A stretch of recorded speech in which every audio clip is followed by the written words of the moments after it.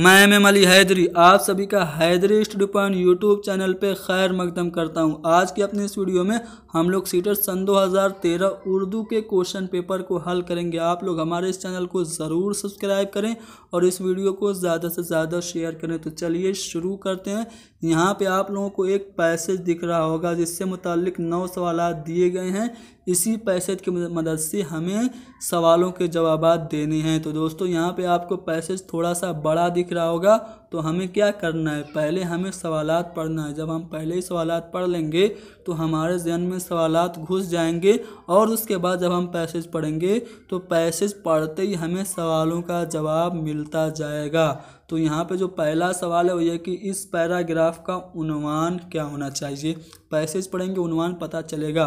दूसरा सवाल है कि दोस्तों की खुशामद जब इंसान पर असरअंदाज होती है तब क्या होता है। तीसरा सवाल है कि खुशामद की वजह से इंसान के दिल में कौन सा मादा पैदा होता है। मादा लफ्ज़ आप याद रखिएगा। अगला जो सवाल है कि खुशामद कैसा मर्ज़ है। खुशामद कैसी बीमारी है, क्या वबाई है या फिर फैलने वाला मर्ज़ है, मूजी मर्ज़ है या फिर मुहलिक मर्ज़ है। अगला जो सवाल है वो क्या है। अगला सवाल है कि इंसान इस मुहलिक मर्ज़ में कब गिरफ़्तार होता है। इंसान मुहलिक मर्ज़ में कब गिरफ़्तार होता है, जब वो खुशामद को बुरा समझता है तब, या जब उसे खुशामद अच्छी लगती है तब, या जब वो खुशामदियों को सराहता है तब, या जब वो खुशामद सब कुछ समझता है तब। या फिर अगला सवाल देखते हैं कि इंसान जहरीली बातों की ख्वाहिश कब करता है। जहरीली बातों को आप इस वर्ड को याद रखिएगा, जहरीली बातों की ख्वाहिश इंसान कब करता है। अगला सवाल है कि खुशगुलू गाने वाले का राग और खुश आइंद गाने की आवाज़ इंसान पर कैसे असरअंदाज होती है। और अगला दो सवाल ये है कि वस्फ की जमा और इंसान खुशामदियों से क्या करने लगता है, ये बताना है। तो इंसान खुशामदियों से क्या रहम व करम करता है, लड़ाई झगड़ा करता है, मेहनत और मेहरबानी करता है या फिर दुश्मनी और हसद करता है। इसका जवाब हमें देना है। कैसे जवाब हम देंगे, पैसेज की मदद से देंगे। चलिए पैसेज को पढ़ते हैं और बारी बारी से सवालों के जवाब को हासिल करते हैं। पैसेज में कहा यह जा रहा है कि दिल के जिस कदर बीमारियां हैं उनमें सबसे ज़्यादा मुहलिक खुशामद का अच्छा लगना है। अब आपके जहन को मैं लेके जाना चाह रहा हूँ सवालों की तरफ। सवाल में एक सवाल आपसे पूछा ये गया था कि खुशामद कैसा मर्ज़ है। मर्ज़ यानी बीमारी, तो खुशामद कैसा मर्ज़ है, यहाँ पे बताया जा रहा है कि मुहलिक है। जी हाँ दोस्तों, तो हमको आंसर मिल गया कि खुशामद एक मुहलिक मर्ज़ है। चौथा वाला आंसर सही है। आगे पढ़ते हैं।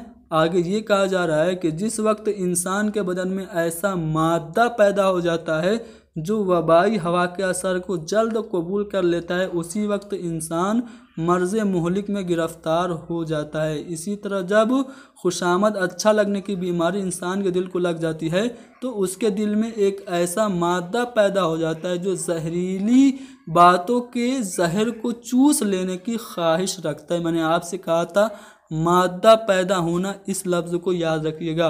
तो यहाँ से आपको सवाल देखने को मिलेगा कि खुशामद की वजह से इंसान के दिल में कौन सा मादा पैदा होता है। तो अभी आपने देखा कि ऐसा मादा पैदा हो जाता है जो जहरीली बातों के जहर को चूस लेने की ख्वाहिश रखता है। तो खुशामद की वजह से इंसान के दिल में जहरीली बातों के जहर को चूस लेने वाला मादा पैदा होता है। आगे पढ़ेंगे और पैसेज और हमें सवालों के जवाबात मिलते जाएंगे। पैसेज में ये कहा जा रहा है कि जिस तरह खुशगुलू गाने वाले का राग और खुश आइंद बाजे की आवाज़ इंसान के दिल को पिघला देती है और हर कांटे के चुभने की जगह उसमें हो जाती है। आप अगर जहन को घुमाएं तो आपको खुशगुलू गाने वाले और खुश आइंद बाजे की आवाज़ से मुताल्लिक सवाल मिलेगा। कहाँ पे मिलेगा, आपको यहाँ पे सवाल मिलेगा कि खुशगुलू गाने वाले का राग और खुश आइंद गाने की आवाज़ इंसान पर कैसे असरअंदाज करती है। तो यहाँ पे जो बात कही जा रही है कि इस तरह असरअंदाज होती है, इस तरह से असरअंदाज होती है गाने की आवाज़ और बाजे की आवाज़ की इंसान के दिल को पिघला देती है और हर कांटे के चुभने की जगह उसमें हो जाती है। तो अगर आप लोग ऑप्शन पे गौर करें तो खुशगुलू गाने वाले का राग और खुश आइंद गाने की आवाज़ इंसान के दिल को पिघला देती है, यानी कि नर्म कर देती है। और नर्म करती है तो क्या होती है, उसमें हर कांटे के चुभने की जगह हो जाती है, यानी कि इसको हम लफ्ज़ बदल के यूँ कह सकते हैं कि इंसान के दिल को इतना नर्म करती है कि उसमें हर अच्छी बुरी चीज़ की जगह हो जाती है। तो यहाँ पे पहला वाला ऑप्शन सही होगा। अब यहाँ पे एक सवाल है जिसका पैसे से कोई लेना देना नहीं है, मैं इसका आंसर आपको बता दूं। वस्फ, वस्फ की जमा हमसे पूछ रहा है, तो वस्फ की जमा औसाफ होगा। चलिए आगे पढ़ते हैं। आगे ये कहा जा रहा है कि अव्वल अव्वल ये होता है कि हम अपनी खुशामद करते हैं और अपनी हर चीज़ को अच्छा समझते हैं, और आप ही आप खुशामद करके अपने दिल को खुश करते हैं। फिर रफ्ता रफ्ता औरों की खुशामद हम पर असर करने लगती है। इसका नतीजा ये होता है कि अव्वल तो खुद हमको अपनी मोहब्बत पैदा हो जाती है, और फिर यही मोहब्बत हमसे बागी हो जाती है और हमारे बैरूनी दुश्मनों से जा मिलती है, और जो मेहनत व मेहरबानी हम खुद अपने साथ करते हैं वो हम खुशामदियों के साथ करने लगते हैं। अब एक सवाल आपसे ये पूछा गया है कि इंसान खुशामदियों से क्या करने लगता है, तो यहाँ से आप देख सकते हैं कि मेहनत व मेहरबानी वो करने लगता है। तो यहाँ से हमको जवाब मिल गया कि इंसान खुशामदियों से करने लगता है मेहनत व मेहरबानी। तो यहाँ पैसेज समाप्त हुआ, लेकिन कुछ सवालात बचे हुए हैं। तो पैसेज तो हमने पढ़ लिया है, सवालात देखेंगे तो हमको जवाबात मिलते जाएंगे। अब देखिए पूरा पैसेज पढ़ने के बाद आपको क्या समझ में आया। पैसेज का उन्वान क्या होना चाहिए था, तो पैराग्राफ का उन्वान खुशामद होना चाहिए था। आगे है कि दूसरों की खुशामद जब इंसान पर असरअंदाज होती है तो क्या होता है, अपने आप से मोहब्बत हो जाती है। अगर दूसरों की खुशामद इंसान पर असरअंदाज होती है तो इंसान को खुद से मोहब्बत हो जाती है। तीसरा वाला ऑप्शन सही है।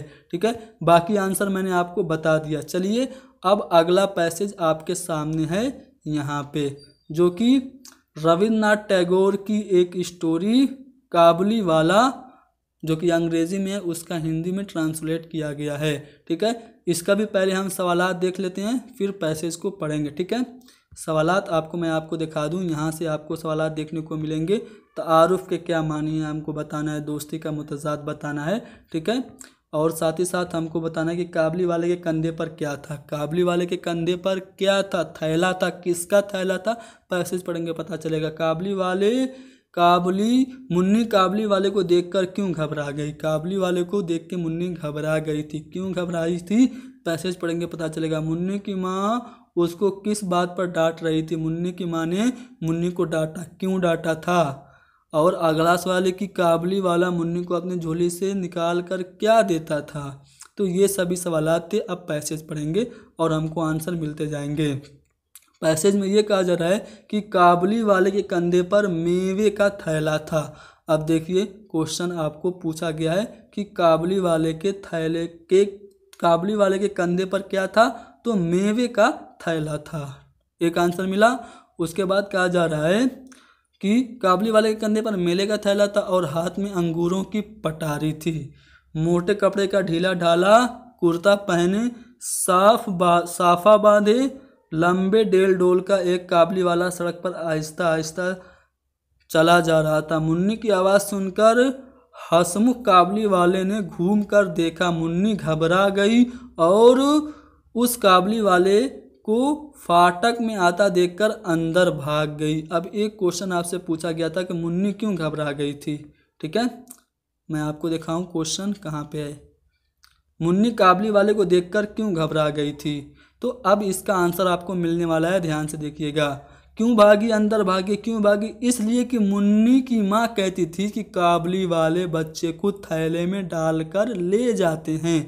तो मुन्नी इसीलिए घबरा गई थी काबली वाले को देखकर, क्योंकि उसको लगता था कि काबली वाला उसे थैले में डालकर ले जाएगा। तो दूसरा वाला ऑप्शन सही है। चलिए अब मुन्नी की माँ ने उसको डांटा था, क्यों डांटा था, आगे पैसेज पढ़ेंगे हमको पता चलेगा। ठीक है, वो भाग जाती है मुन्नी वाले को देख के घबरा के। उसके बाद आथर खुद कह रहा है कि मैंने मुन्नी का खौफ दूर करने के लिए उसको अंदर से बुलाया। काबली वाला अपनी झोली से किशमिश निकाल कर मुन्नी को देने लगा। अब क्वेश्चन पूछा गया है कि मुन्नी को काबली वाला क्या देता था। काबली वाला मुन्नी को अपनी झोली से निकाल कर क्या देता था, तो किशमिश देता था। ठीक है, काबली वाला अपनी झोली से किशमिश निकालकर मुन्नी को देने लगा। मुन्नी किसी तरह लेने पर राजी न हुई। उसका शुबा और भी बढ़ गया। वो डरकर मुझसे लिपट गई। काबली वाले से मेरा तारुफ इस तरह से हुआ। मैंने एक रोज़ किसी ज़रूरी काम से बाहर जाना था। दरवाजे पर देखा कि मुन्नी उस काबली वाले से बड़े मज़े से बातें कर रही है और बादाम और किशमिश लिए हुए थी। ठीक है, आगे कि मैंने काबली से कहा ये सब क्यों दिया, अब मत देना। ये कहकर मैंने जेब से एक अठन्नी निकालकर काबली वाले को दे दी। यानी कि आथर की बेटी को काबली वाले ने क्या दिया था, किशमिश दिया था, और उसके बदले में आथर ने उसको क्या दिया, अठन्नी दे दी। आगे पैसेज को पढ़ेंगे। और क्यों डांटा था मुन्नी को उसकी माँ ने, इसका आंसर हमें मिलेगा। ठीक है, उसने बिला झिझक अठन्नी लेकर जेब में डाल ली।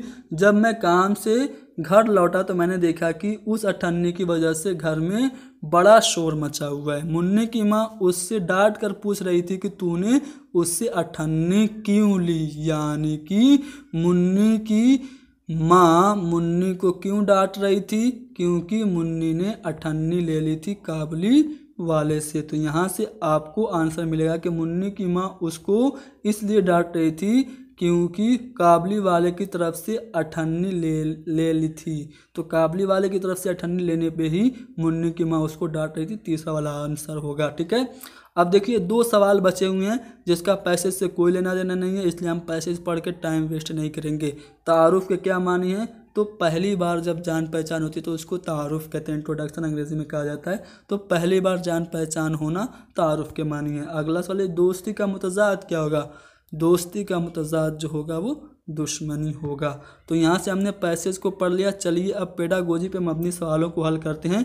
मैं थोड़ा जल्दी आंसर बताऊंगा, ठीक है, एक्सप्लेनेशन कम करूंगा। चलिए पहला सवाल ये कि हर सेशन के आखिर में टीचर सुनने की समझ, फहम की जांच, लिखने बोलने पढ़ने का टेस्ट लेता है। इस अंदाज़ा करने का क्या मकसद है, यानी कि हर सेशन ख़त्म होने के बाद टीचर टेस्ट लेता है, सुनने का टेस्ट लेता है, बोलने और पढ़ने का। तो वो क्या कर रहा है, वो सभी जो लैंग्वेज स्किल हैं उनकी वो जांच करना चाह रहा है। यानी कि तलबा की तमाम सलाहियतों को, सुनना बोलना पढ़ना लिखना, तमाम सलाहियतों की वो जांच करना चाह रहा है। तो तीसरा वाला ऑप्शन सही है। ई लर्निंग क्या है, ई लर्निंग क्या है, तो ई लर्निंग जो है वो ब्लेंडेड लर्निंग यूजिंग टेक्नोलॉजी, यानी कि ब्लेंडेड लर्निंग टेक्नोलॉजी का इस्तेमाल ही क्या कहलाता है, ई लर्निंग कहलाता है। आसान सा सवाल है। अगला सवाल ये कि अगर एक टीचर तमिल ज़बान में सबक पढ़ाने के लिए मुस्तनद मवाद चाहता है, यानी कि ऑथेंटिक मटेरियल चाहता है, तो उसे दर्ज झेल में से किसका इस्तेमाल करना मुनासिब होगा सिवाय एक के। यानी कि किसका इस्तेमाल नहीं करना चाहिए तमिल के टीचर को सबक पढ़ाने के लिए।